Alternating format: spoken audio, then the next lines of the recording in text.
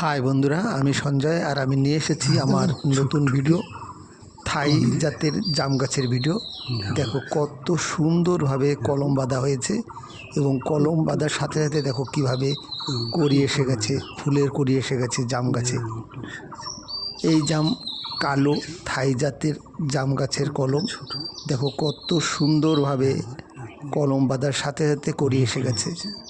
সাধারণত জাম গাছের চারা জাম গাছের জাম ধরতে 10-15 বছর লেগে যায়, কিন্তু এই কলমের জাম গাছে দেখো বাঁধার সাথে সাথে কীভাবে কড়ি এসে গেছে।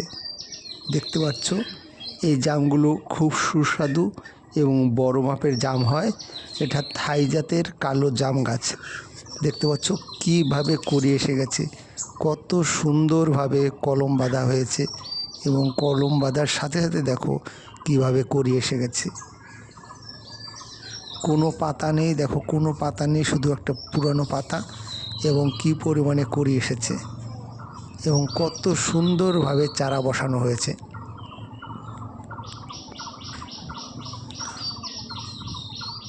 দেখতে পাচ্ছ কত সুন্দরভাবে কড়ি এসে গেছে। এই থাই জাতের কালো জাম গাছের চারা দেখো কত সুন্দরভাবে কড়ি এসেছে।